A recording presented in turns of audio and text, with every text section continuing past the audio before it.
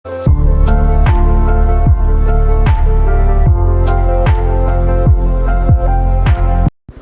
Sai Ram. Welcome to बंदे हैं हम साई के। बाबा की कृपा से एक बहुत प्यारी सी लीला पायल दी हमारे साथ शेयर की है।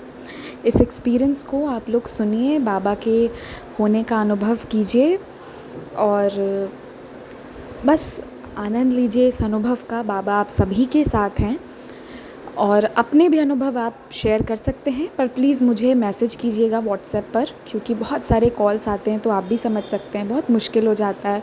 मुझे दुख भी होता है, मैं सबसे बात नहीं कर पाती हूँ तो लेकिन आप मुझे ना मैसेज कीजिएगा। मैसेज करने से मैं रिप्लाई ज़रूर दे देती हूँ, रात तक भी दूँगी पर ज़रूर दे देती हूँ। और अपने अनुभव ज़रूर शेयर कीजिएगा। आपके अनुभव क्या पता किसकी ज़िंदगी बदल दे। ओम साई राम। ओम साई राम। तो मैं यहाँ पे अपना एक्सपीरियंस शेयर कर रही हूँ कि साईं बाबा कैसे आपके बहुत बुरे वक्त में आपको कैसे संभालते हैं।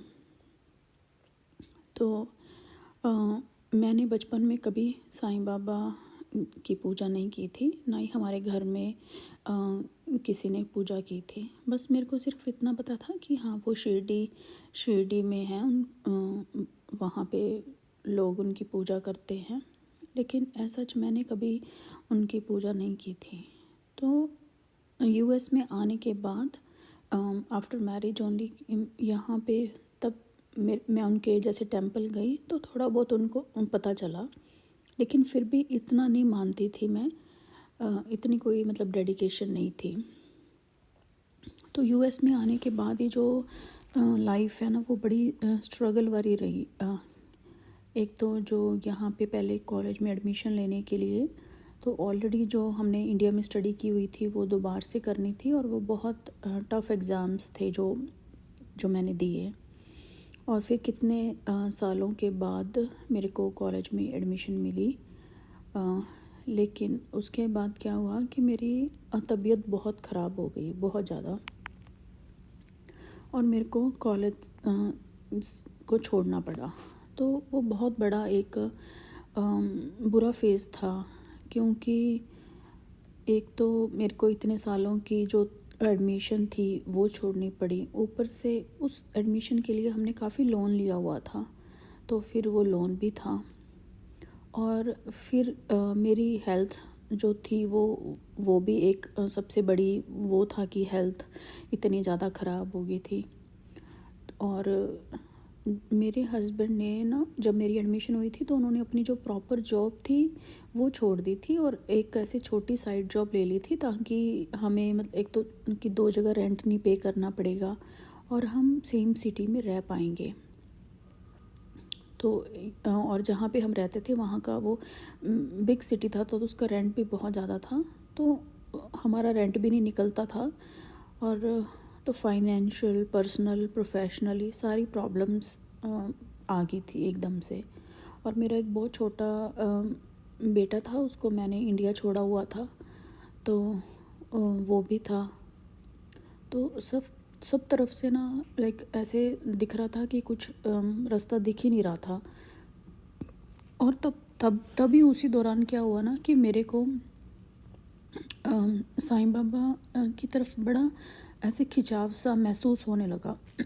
मेरे को खुद हैरानी होती थी कि मतलब मैंने तो उनके कभी पूजा भी नहीं की, फिर मेरे को क्यों ऐसा हो रहा है, फील हो रहा है इतना खिंचाव। लेकिन शायद अगर उस वक्त मैं उनकी शरण में नहीं आती ना, तो पता नहीं क्या हो जाना था, मतलब क्योंकि वो बहुत बहुत बुरा फेज़ था।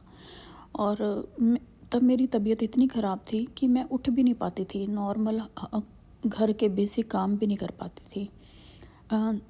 तभी जब मेरे को इतना ज़्यादा उनकी तरफ खिंचाव फील हुआ, तभी मेरे को इंटरनेट से श्री साईं सच्चरित्र के बारे में पता चला। तो बस मैं जैसे यूट्यूब पे वो लगा के सुनती रहती थी, और मेरे में इतनी क्षमता भी नहीं थी कि मैं बैठ के उसको पढ़ पाऊँ। तो वो बहुत ही डार्क फेज़ था।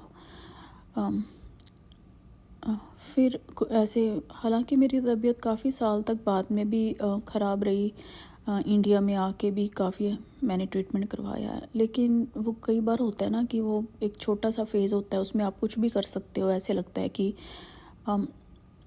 तो शायद। और मैंने ये भी नोटिस किया है कि हमेशा साईं बाबा तब आते हैं आपकी लाइफ में जब आप वर्स्ट फेज़ से गुज़र रहे होते हो। मतलब काफ़ी लोगों के एक्सपीरियंस से मेरे को यही फील हुआ है। ओके, तो फिर ये हुआ और थोड़ा थोड़ा मैंने अपने आप को ऐसे रिकवर करने की कोशिश की। थोड़ा हेल्थ में थोड़ा बहुत इम्प्रूवमेंट हुआ, ऐसे कुछ महीने बीत के। लेकिन वो साईं बाबा की तरफ वो ऐसा रहा ही, वो उनकी तरफ वो खिंचाव सा रहा। तो फिर मेरे को नव गुरुवार के व्रत का पता चला, तो फिर मैंने ना वो व्रत करने का सोचा। और तो मैंने उन साईं बाबा से बोला कि ना मैं आपकी कोई पिक्चर खुद नहीं लेके आऊँगी, मतलब अगर ये आप इंडिकेशन है कि हाँ मैं आपको मानूँ या, तो आप खुद मेरे घर पे आओगे, मैं खुद नहीं लेके आऊँगी। तो फिर मैंने और मेरे 9 गुरुवार व्रत होने तक आप आ जाना, अगर आप आओगे तो मतलब ये इंडिकेशन होगा। तो ऐसे मैंने बिना पिक्चर के ही 9 गुरुवार व्रत करने शुरू किए। और मैं इंटरनेट से स्टोरी पढ़ लेती थी और उनको ऐसे इंटरनेट से देख लेती थी उनकी पिक्चर को।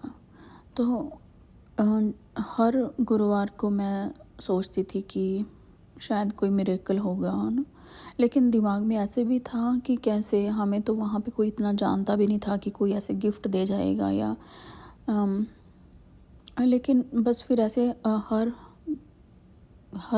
गुरुवार ऐसे चलता रहा कि बस मैं अपना फास्ट करती रही। और जिस दिन फिर 9th था, उस दिन उद्यापन करना था, मतलब संपन्न करना था। तो हमने सोचा उस दिन, क्योंकि वहाँ पे पढ़ा था कि 9 बुक्स डिस्ट्रीब्यूट करते हैं, तो लेकिन मेरे पास तो बुक्स तो थी नहीं। तो हमने ना वो फ़ोटो प्रिंट आउट्स ले लिए 9 गुरुवार कथा के, और हमने टेंपल में ही डिस्ट्रीब्यूट करने का सोचा कि वहीं पे लोगों को डिस्ट्रीब्यूट कर देंगे। और फिर उस दिन शाम को हम टेंपल चले गए, मैं और मेरे हस्बैंड, और वहाँ पे लोगों को हमने, जो वहाँ श्रद्धालु आए थे टेंपल में, उनको वो 9 प्रिंट्स डिस्ट्रीब्यूट कर दिए। और कहीं ना कहीं मेरे को था कि आज मेरा लास्ट डे है, तो मेरे को आज शायद कुछ मिरेकल हो जाए।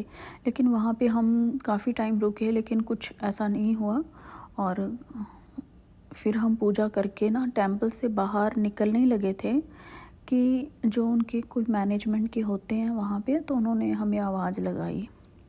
तो हम वहाँ पे गए, तो उन्होंने ना हमें कैलेंडर दिया। वो तब शायद जनवरी का मंथ था, लाइक न्यू ईयर का टाइम था। तो उन्होंने कैलेंडर बनवाए हुए थे, तो उन्होंने बोला कि ना ये कैलेंडर हम डिस्ट्रीब्यूट कर रहे हैं, तो आप भी एक ले जाइए।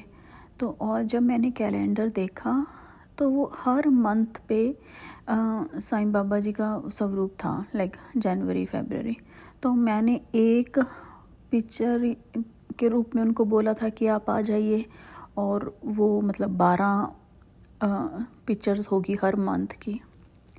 तो फिर ऐसे मैंने, जो अब मेरे अपार्टमेंट में टेंपल था, तो उनके पास ऐसे फिर वो कैलेंडर लगाया मैंने, और ऐसे वो मतलब फ़र्स्ट टाइम मेरे घर पे आए। तो बस यही है कि